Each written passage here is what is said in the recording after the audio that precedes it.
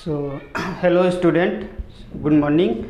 सो अभी हम लोग जो हमारा थर्मल का जो बाकी जो टॉपिक्स बचे हुए हैं यूनिट के, तो उसको हम लोग कवर करते हैं। तो उसमें सबसे पहले आज का जो हमारा जो डिस्कशन रहने वाला है वो स्टीम कंडेंसर के ऊपर रहने वाला है। क्लियर है? तो ये स्टीम कंडेंसर क्या होता है, क्योंकि देखिए ये नाम आप लोग बहुत पहले भी सुने हुए हैं। जब हम लोग स्टीम पावर प्लांट के बारे में डिस्कस कर रहे थे, तो आप यहाँ पे देखिए, यहाँ पे पहला एक कंपोनेंट होता था बॉयलर। बॉयलर में हम लोग क्या करते थे कि जो वाटर होता था उसको हम लोग हीटअप करते हैं, और जब ये बॉयलर में वाटर जो वो हीटअप हो जाता है, जब वो स्टीम में कन्वर्ट हो जाता है, तब उसको हम लोग क्या करते हैं, टरबाइन में एक्सपांड करते हैं। तो जब हम लोग टरबाइन में एक्सपांड करते थे तो वहाँ हमें क्या मिलता था, पावर मिलता था। देन ये जो टरबाइन में जो हमने एक्सपांड किया हुआ है, तो उसका जो एग्जॉस्ट होता था, टरबाइन से जब एग्जॉस्ट होता था तो इसको हम लोग कंडेंसर से पास कराते थे।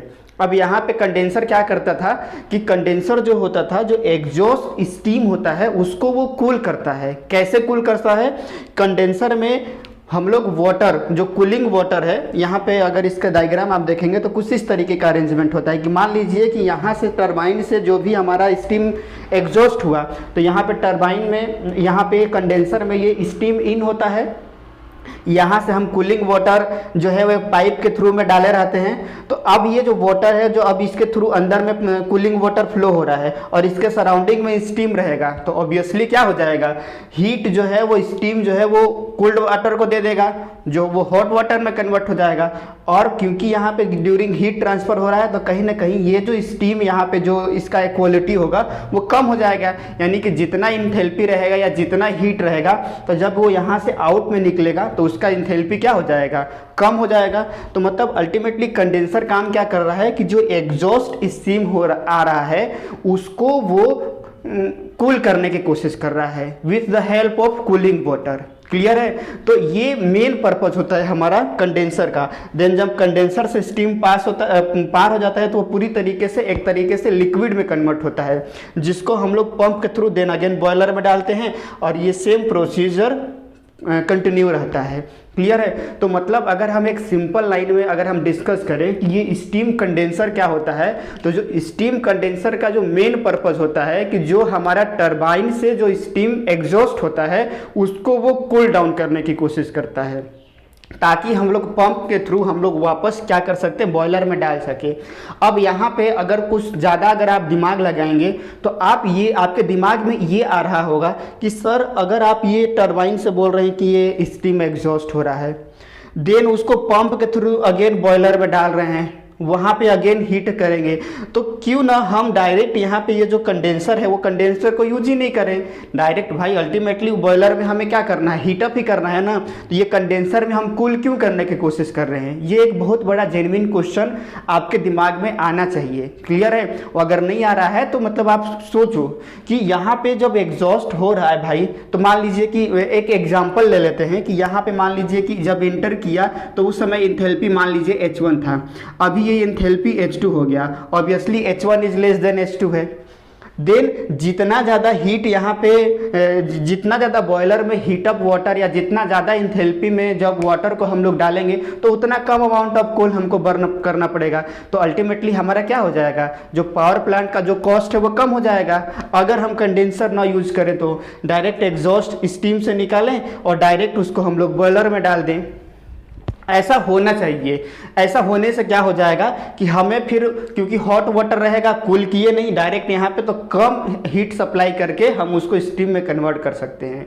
लेकिन क्यों ऐसा पॉसिबल नहीं है और क्यों ऐसा हम मतलब कि मिसकंडक्ट करते हैं कि एक अलग से कंडेंसर इक्विपमेंट भी लगाते हैं और यहाँ पे फिर एक्स्ट्रा हीट इनपुट भी डालते हैं क्योंकि वो कूल करने की कोशिश करते हैं। तो इसका एक सिंपल रीज़न है, इंटरव्यू का very very very important question होता है। आप गेट में जाइए, कोई भी IIT में जाइए, कोई भी इंट्रेंस एग्जाम आप देंगे और जिससे कि आपको जॉब मिलने वाला होता है। इवन आपका जो SSC JEE होता है वहाँ भी अगर आप कभी अगर आपका इंटरव्यू तो नहीं होता है, वहाँ पे डायरेक्ट मेंस होता है, लेकिन वहाँ कभी भी कहीं भी कोई भी एग्जाम में ये एक जेन्युइन क्वेश्चन होता है। तो उसको मैं यहाँ पे आपको बता देना चाहता हूँ कि जैसे देखिए देखिए यहाँ से जो स्टीम एग्जॉस्ट होता है तो वो क्या रहता है, उसमें वो वेपर भी रहता है और प्लस वाटर भी रहता है।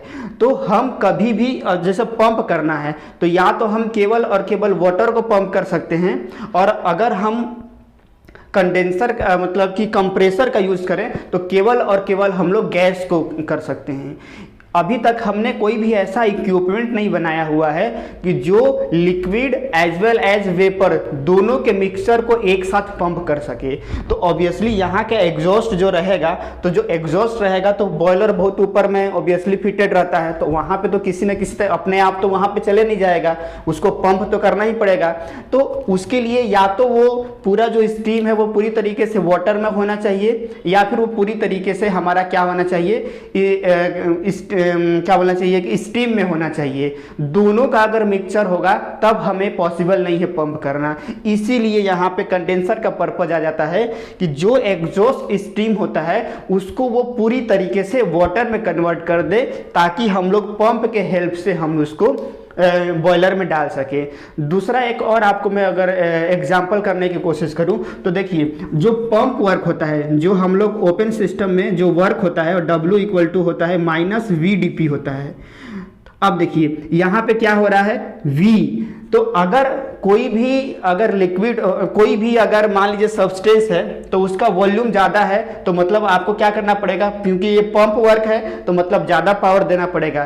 तो अगर आपको पावर प्लांट की इफिशिएंसी को इंक्रीज करना है तो सबसे बेस्ट तरीका ये होता है कि जितना ज़्यादा से ज़्यादा टरबाइन आउटपुट मिले और जितना कम से कम हमें पंप वर्क में काम करना पड़े।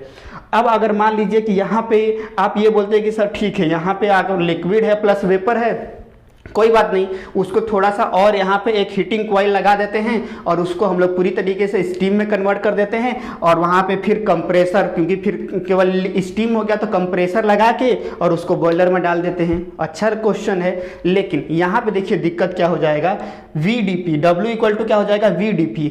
अगर आप कंपेयर करेंगे तो जो लिक्विड का वॉल्यूम होता है उसके कंपेयर में जो गैस का वॉल्यूम होता है वो ज़्यादा हो जाता है। तो अगर गैस का वॉल्यूम यहाँ पे ज़्यादा हो गया तो ऑब्वियसली हमें पंप वर्क ज़्यादा देना पड़ेगा। ये भी हो सकता है कि मान लीजिए कि यहाँ से 100 किलोवाट अमाउंट ऑफ एनर्जी आपको टरबाइन से वर्क मिला, और केवल 60 kg जो है 60 किलोवाट जो है वो केवल हमें कंप्रेसर को काम करने के लिए देना पड़ा। मतलब केवल पंप वर्क में ही हमारा more than 50% amount of energy consume हो गया। तो क्या यह कोई रिलेवेंट है कि आप यहाँ से हीट भी करो और कंप्रेसर में उसका 60% केवल पंप करने में ही लगा दो? तो ऑब्वियसली ये फिजिबल नहीं है। तो इसीलिए हम लोग क्या करते हैं कि यहाँ पे कंडेंसर लगाते हैं, तो कंडेंसर वो पूरी तरीके से वाटर में कन्वर्ट कर देता है, और जब वो वाटर में कन्वर्ट हो जाता है तो उसका जो वॉल्यूम होता है वाटर का गैस के कंपेयर में बहुत ही कम रहता है। अगर आप स्टीम टेबल अगर आप देखेंगे तो वहाँ गैस का जो रहता है वो बहुत ज़्यादा होता है, और वही अगर आप लिक्विड का वॉल्यूम देखेंगे तो उससे बहुत ही 1000 टाइम कम हो जाता है उसका वॉल्यूम। तो जिसके कारण हमारा पंप वर्क की भी वैल्यू कम हो जाती है। तो अब इस केस में हो सकता है कि आपको केवल 100 का केवल 5% ही पंप वर्क में देना पड़े, और वो कहाँ 50% हमारा ले लेगा, 60% के आसपास ले लेगा। तो इसीलिए यहाँ पे कंडेंसर का हमारा पर्पस कंप्लीट होता है। तो होप आपको कंडेंसर होता क्या है और उसका पर्पस क्या है, with the help of this diagram आपको समझ में आ गया होगा।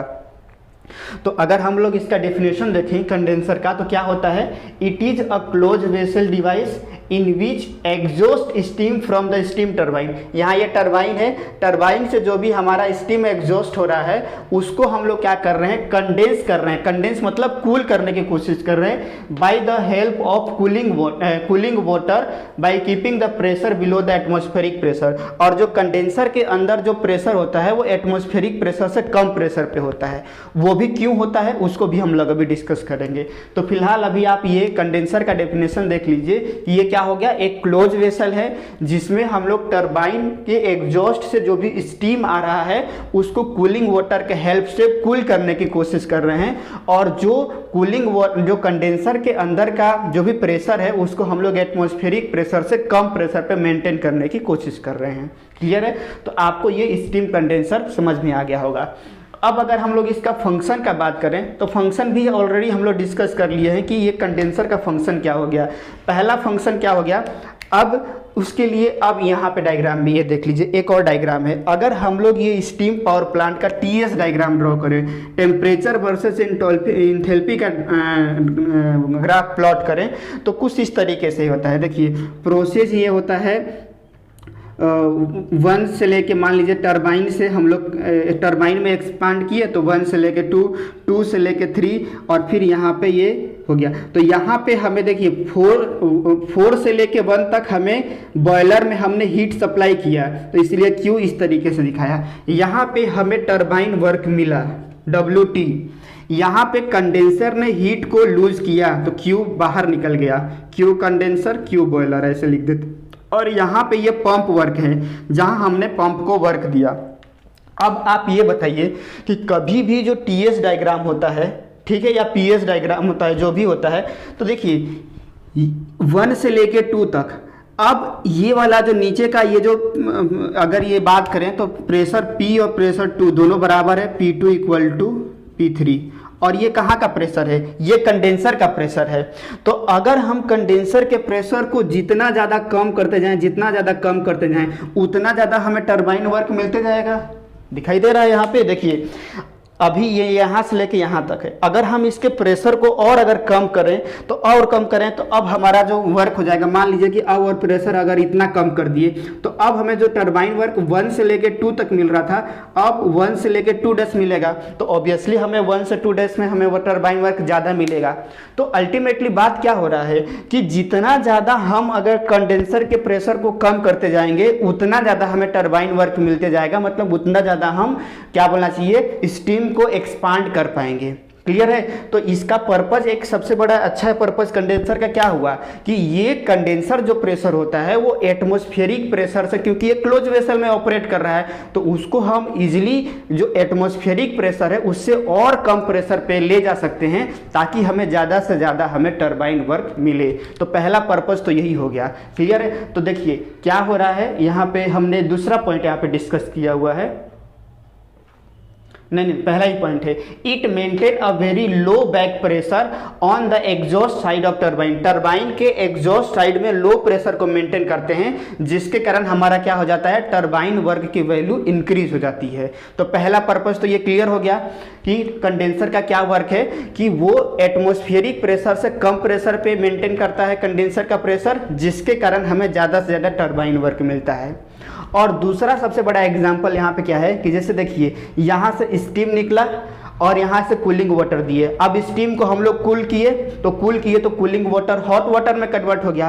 अब अगर हम लोग ये जो हॉट वाटर यहाँ से भी निकलेगा और जो कूल करके हम लोग वाटर किए उसको भी हीट दिए हुए हैं तो वो हॉट वाटर हो जाएगा। तो अब अगर हम बॉयलर में हॉट वाटर को डालेंगे तो ऑब्वियसली हमारा क्या हो जाएगा, हमें कम कोयला देना पड़ेगा उसको स्टीम में कन्वर्ट करने के लिए। तो अगर कम इनपुट देना पड़ रहा है और इनपुट देना पड़ रहा है हीट करने के लिए, तो इस तरीके से हमारा क्या हो जाएगा, पावर प्लांट की इफिशिएंसी भी ज़्यादा हो जाएगी। मतलब पहले मान लीजिए कि अगर वो वाटर जो है 10 डिग्री पे था तो उसको स्टीम में कन्वर्ट करने के लिए मान लीजिए कि 20 केजी कोल को जलाना पड़ रहा होगा। अब अगर ऑलरेडी उसका ऑब्वियसली टेम्परेचर 40 डिग्री पहुंच जाएगा तो 20 से तो कम ही हो सकता है, 10, 12 ऐसे देना पड़े। तो अल्टीमेटली हम वही सेम अमाउंट ऑफ स्टीम को जनरेट करने के लिए पहले 20 दे रहे थे, अब हो सकता है कि वो 10 केजी या 12 केजी कोल में ही हमें उस अमाउंट ऑफ स्टीम मिल जाए। तो ऑब्वियसली हमारा क्या हो जाएगा, इनपुट कॉस्ट कम हो जाएगा। तो इनपुट कॉस्ट कम हो गया, इसका मतलब क्या हो जाएगा कि हमारा इफिशिएंसी जो पावर प्लांट की है वो हमारी बढ़ जाएगी।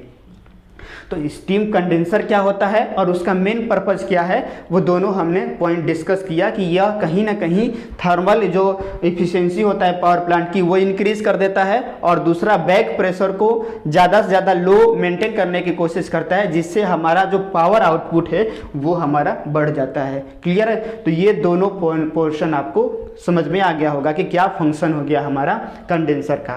अब आपको अगर हम लोग डिस्कस करें कि जो कंडेंसर होता है उसको कैसे क्लासीफाई किया जाता है, तो उसका बेसिकली 2 मेन क्लासिफिकेशन होता है। एक बोलते हैं हम लोग जेट कंडेंसर और दूसरा जो होता है वो हम लोग बोलते हैं सरफेस कंडेंसर। अब इसमें भी अलग अलग टाइप होता है, तो इसको तो हम लोग अभी डिटेल में डिस्कस करेंगे। तो उससे पहले एक ब्रॉडर देख लेते हैं कि ये जेट कंडेंसर क्या होता है और सरफेस कंडेंसर क्या होता है। ठीक है? तो देखिए जो जेट कंडेंसर होता है, तो जेट कंडेंसर में क्या होता है कि ये जो, अब देखिए कंडेंसर में दो चीज़ का यूज हो रहा है, स्टीम आ रहा है और उस स्टीम को हम लोग कूल कर रहे हैं कूलिंग वाटर के हेल्प से। तो जब जो भी स्टीम आया और जो भी कूलिंग वाटर आया, अगर दोनों को आपस में डायरेक्टली मिक्स कर देंगे, उससे क्या हो जाएगा कि दोनों का मिक्सचर होगा, तो कूलिंग वाटर का थोड़ा टेम्परेचर ज़्यादा हो जाएगा और जो स्टीम आया रहेगा उसका टेम्परेचर थोड़ा कम हो जाएगा, तो एक मॉडरेट टेम्परेचर पे हमें वाटर मिल जाएगा।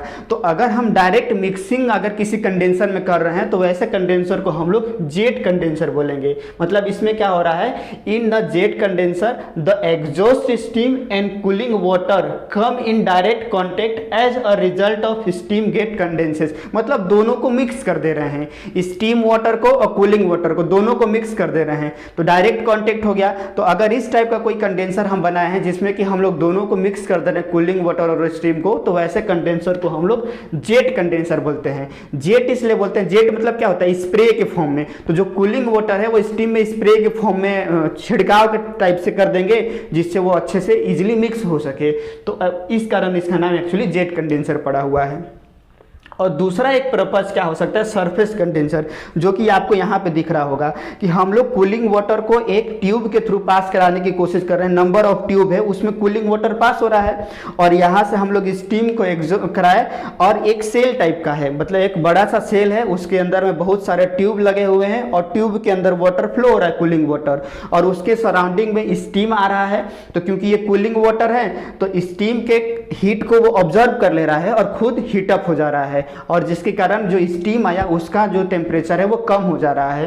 क्लियर है। तो ऐसे टाइप का कंडेंसर को हम लोग सरफेस कंडेंसर के नाम से जानते हैं। तो इसमें क्या हो रहा है, in this condenser cooling water and exhaust system does not mix और no direct contact, but the cooling water pass through number of tube. Cooling water को नंबर ऑफ ट्यूब से पास कराते हैं and exhaust steam pass over the outer surface of tube. और जो exhaust steam होता है इस ट्यूब के आउटर सरफेस से हमें क्या होता है, सर्कुलेट होता रहता है। ये यहाँ से पास हो रहा है और ये यहाँ से इसके सराउंडिंग में जा रहा है और हीट लेके कूल हो जा रहा है, और जबकि कूलिंग वाटर हॉट हो जा रहा है, लेकिन दोनों मिक्स नहीं हो रहे हैं। तो इस टाइप के जो कंडेंसर होता है उसको हम लोग क्या कहते हैं, सरफेस कंडेंसर कहते हैं। क्लियर है। तो देखिए इस तरीके से हमने स्टीम कंडेंसर क्या होता है, उसका फंक्शन क्या है, और उसके हमने क्लासिफिकेशन देखे। अब हम लोग क्या करते हैं कि आगे जो है वो ये जो जेट कंडेंसर और सरफेस कंडेंसर है उनका जो क्लासिफिकेशन है उसका हम लोग डिटेल से एनालिसिस करते हैं। ठीक है।